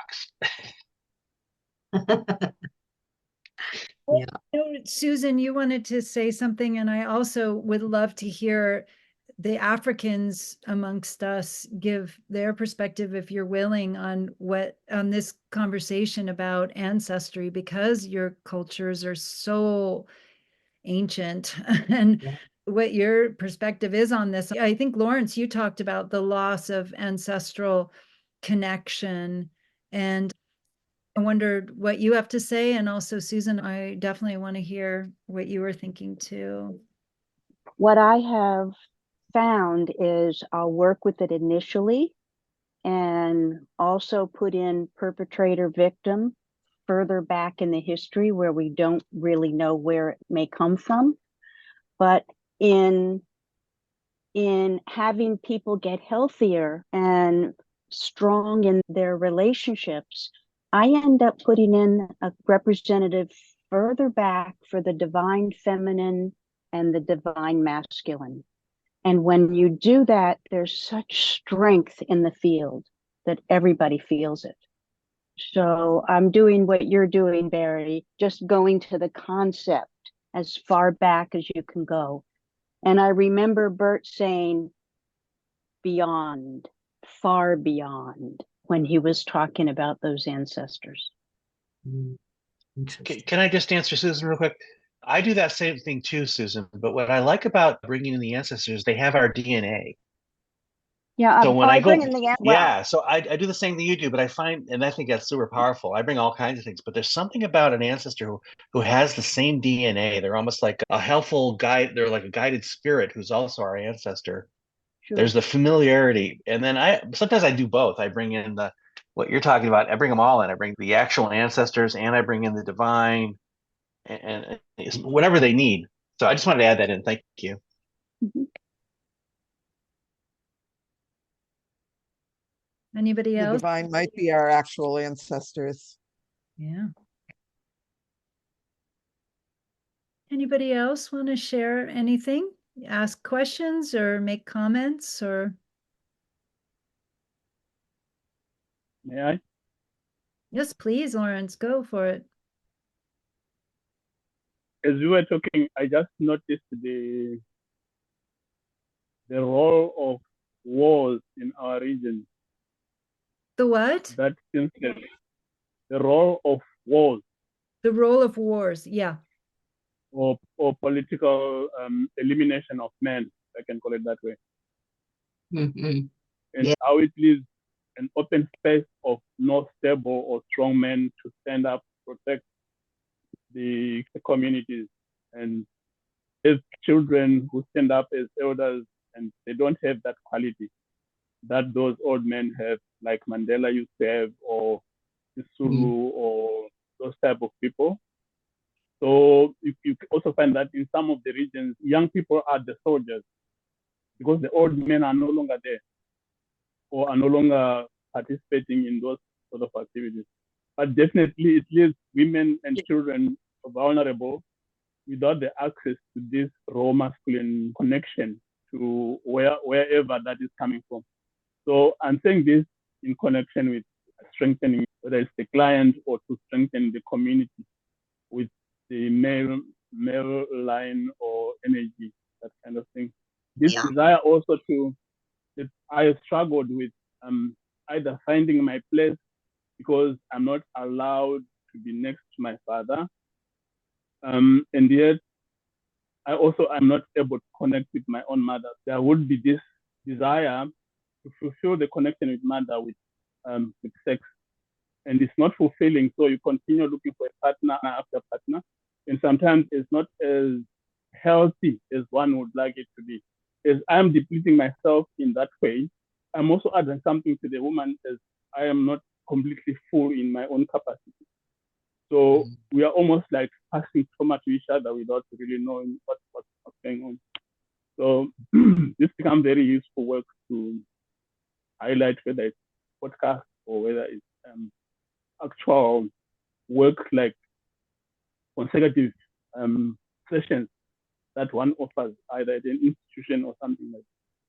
So I'm just saying I'm not yet doing it as yet, but it's just something that is coming up for me right now. So, Interesting. Yeah, it is interesting to see how much we can use sex to try to fill a void. Yeah, absolutely. Sex is never going to fill or unlikely to fill when it's coming from a distortion or a absence or a grief or something that can't be actively worked with. I do think it's possible to work out some of that trauma and some of that longing and grief, but that requires, I think, a different kind of authenticity and sexual experience and exchange that is not modeled for most people in our culture, if that makes sense. Yeah, it does.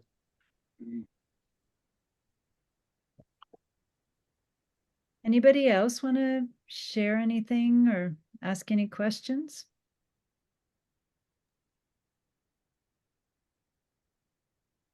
I'd like to say something that just struck me while Lawrence was talking. Often during my work, there's a point in the constellation where the father stands as the father and he says to his children, I would die for you. You are my treasure. My children's lives are more important than my own life. And the fact that I'm willing to sacrifice for you makes you my treasure. And children who feel the value that their father thinks that the father knows that that their life is more important than the father. There's something about that. children, and also for the partner. And I think Bert would say that is when the man stands in that protector place, the system is safe because he's willing to sacrifice them for life. And that allows the woman to have her power too. So there's something about the man's need to sacrifice that we've lost track of, that we're not willing to die to protect the family, that we won't die, that life isn't more valuable than our lives. And the real men that I encounter and the ancestors I encounter, they're willing to die to protect their family. And there's something about that when I have the client say, "Would you die for me?" and the father says yes. There's something really amazing when you know your father would die for you. Wow. And I don't know, this is just what's shown up in the work. And it's an amazing thing. And then the ancestors also would, of course we would die for you. Of course we would protect you. Of course we would give everything. You are our treasure. Mm. And I think every culture on the earth that ever has been, children want to feel like they're the treasure of their parents. I think that is universal, and I think we're missing that. We don't feel like treasure. I also think this is the perversion of wars. The way that wars are fought on this planet is men go to war saying, "I'm going to war to protect my family." But when the men are wiped out in these wars, whether they're historic or present, as Lawrence was talking about, the men aren't available to protect their family. This is what slavery did. Slavery prevented the men from protecting their family. The male power was specifically dismantled. It wasn't arbitrary. It was specifically dismantled. I'm ruminating on your idea of just going back as far as you need to go till you find that man who was able to actually protect his family. But despite that, my father, if he was asked, would he die to protect me? He would say yes. An absent father would probably say that. A father who wasn't that great at being a parent would probably say that, because it's an instinct. I think when someone creates an offspring, it's an instinct. Yeah. So There's some these are all really interesting. There is times when I do work where we set up the sperm and the egg, and you often see these sperm that are hesitant they won't move forward. And so you get this dynamic where the sperm is turned away from the egg. There's just some shame in the male line, or just something they just can't go to this place they need to go to, because the sperm has to basically disintegrate into the egg to create life. And I run into these sperms that won't do it. So there are men that just can't do it. And if we can help them to get to that, and then what I notice in the male energy is when they can stand there willing to sacrifice themselves, they feel their purpose in a way they can't feel in any other way. That's their biological purpose. And those men they're not going to do these men are not going to sexually abuse anybody. These are not going to be rapists. These are not going to be people who, they're not going to do all the things we've talked about today. It just goes against who they are. They're whole men, and it's broken people we're talking about today. And they break people, and they're broke. So it's the wreckage. You know what? I would like to bring up one more topic, which is how much sexual healing often falls to good men. Because so many women, more so than men in general, and maybe this is different in Africa. I was stunned by Undina's statistics. Even there, she said 8 out of 10 women and 5 out of 10 men have experienced sexual abuse of some kind. So that is more, at least in heterosexual relationships, that is more men who have lovers who have been sexually abused. And I've spoken to some men who work with that in a very conscientious way. Some men who suspect it, but there isn't enough intimacy or honesty for that to also be in the space, in the intimacy, in the actual sexual exchange. So I'm curious to the two men in this group.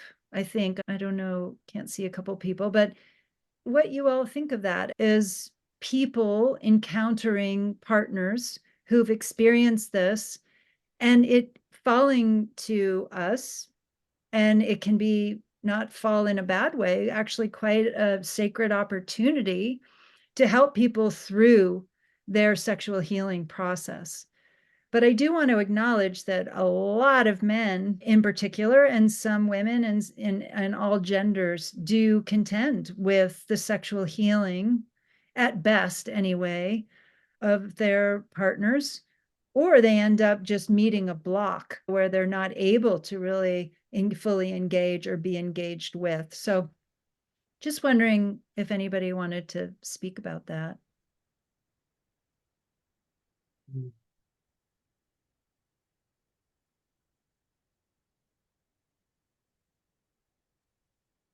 I have a 8-foot spear in my house. My wife sees my 8-foot spear. Hmm.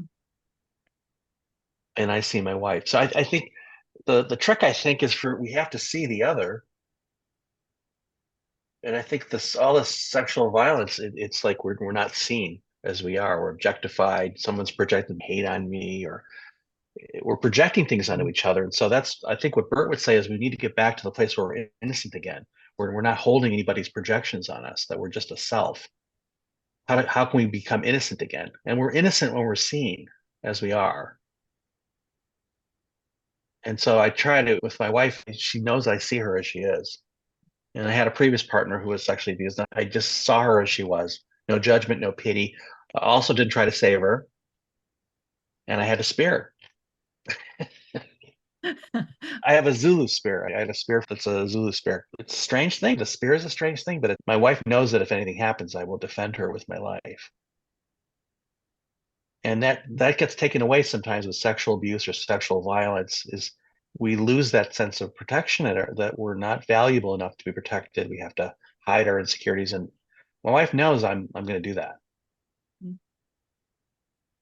And there's something biological. This is not even cultural. I think this is just in the brains, in the limbic system, this need to feel safe.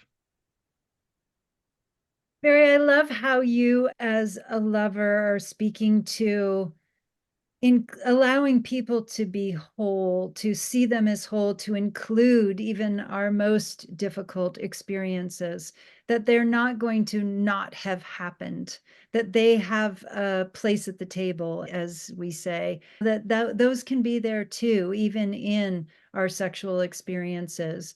And hopefully our positive sexual experiences, that even our negative ones can have a place, and they don't have to be denied or unacknowledged or unincluded. So I think that's a great way to end, and just see if anybody wants to just speak to something they personally and or professionally gained today that was particularly helpful. I love how a lot of constellation groups end that way, and I think it's a beautiful way to just close out the gifts that have been shared today.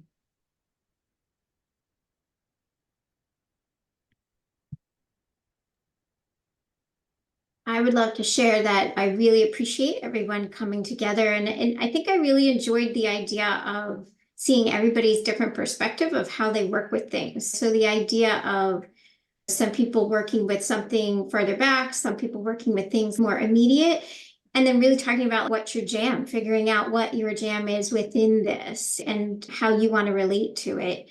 This topic or other topics similar to this, and figuring that out, that felt very valuable today to me. As well as I loved what you shared about the ritual of taking and leaving, taking back, as well as giving back what's not yours, what was taken on. That feels really important. That was a really important insight. But what everybody shared was very valuable. And I love that idea of bringing what I heard when we talked about those who were far behind, whether it was as the Divine Mother, Divine Father, or the ancient ancestors. That knowledge base feels like it holds the idea that we're all connected, and the concept that we have this interconnectedness with not just humans, but with a larger world in some way, a larger cosmos. And so bringing that in whatever form that is, both divine masculine, divine feminine, or ancient ancestors, or bringing that concept in some of that form really sounds like it helps to relax the field. So that's how I heard it, and I'm taking that away from this time together. So thank you.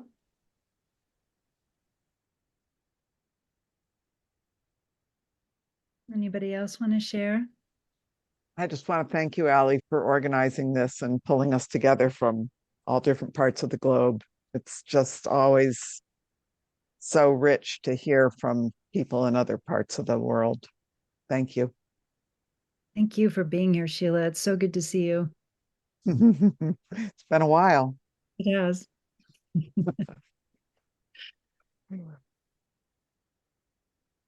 Yeah, I also want to thank people, particularly from other parts of the world, that, like I said before, it just boggles my mind and my being how complex these issues can be. And thank you for expanding my sense of that complexity and to inspire greater sensitivity and greater awareness.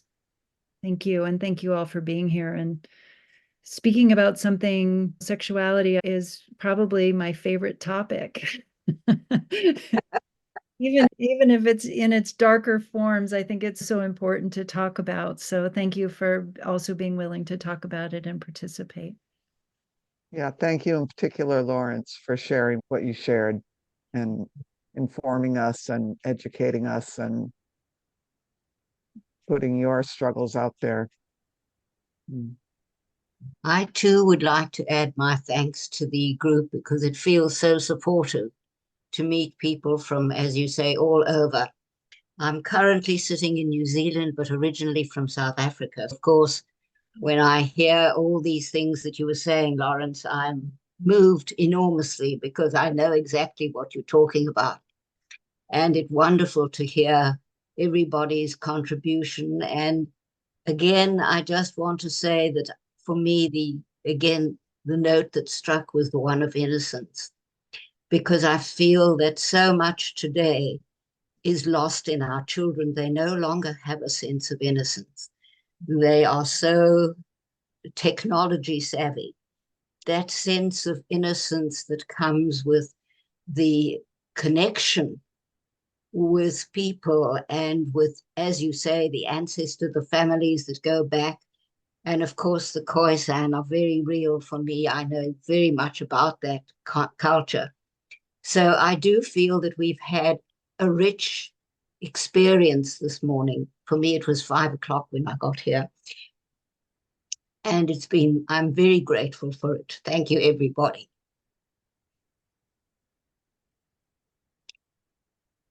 Yeah, I have such mixed feelings about doing this, but if anybody's interested in learning about how I work, I am going to put a link up.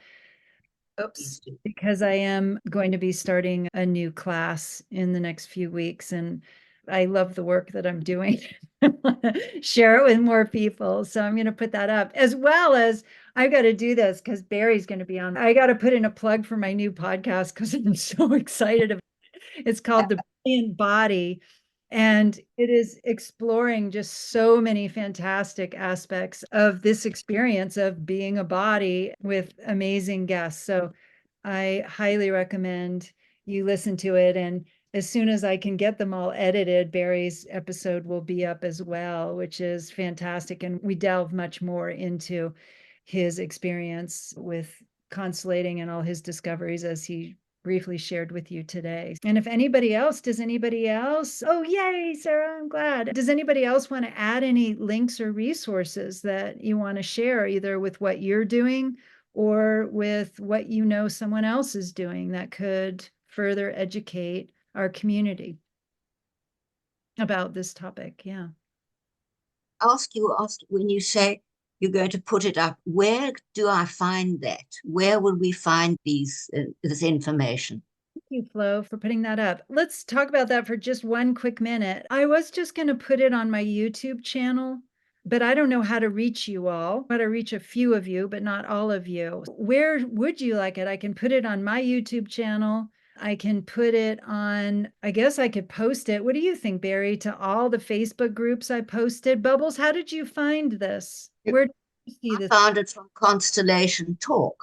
So you could put a note on Constellation Talk that Oh, if yes. anyone would like any further information about the topic, they can email you personally. Yeah, that's good. And then And we with- can email you personally, and you can send us some of these resources that are being put in the chat. Okay, that sounds good because I want to be really careful about what I post. But I thank you, Sheila, for suggesting that. Because on one hand, I want to be sensitive to not posting it just willy-nilly all over the place. On the other hand, I think there's so much great stuff in here that would. I was really grateful to find that. But Ali, if you do, then we can email you directly if you give us an email address. That you can do that, I think. They do ask you to send a private email. Am I right? Yes, and yes, you can't promote an event per se, but you can say, if you'd like some information, email me directly. And Ellie, I'd put it all on your YouTube channel and have everything there.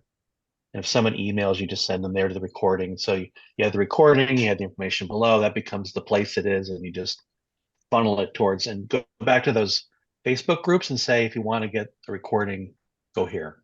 Okay. And then it all goes, that's the easiest. Hey, the tech king. Thanks, Barry. Sure. You're welcome. You're welcome. All right. Thank you, brave soul. Thank you, Ellie. Here, and I'm thrilled we got to come together. And I thought it was so important, Susan, what you said, that it's coming up more now than ever. And obviously our world's in a lot of crisis. And I personally and professionally feel that sexuality is at the core of all our human which is my bias, but I definitely feel like sexual healing is such a key to making this a much more peaceful place, not just for our species, but hopefully all other species we share this planet with. So may that be the case, that this and we continue to help that happen. So thank you all, and Happy New Year, and happy birthday to you, Cheeto. Thank you. Thank you so much. Okay. Bye. Bye. Bye. Bye-bye.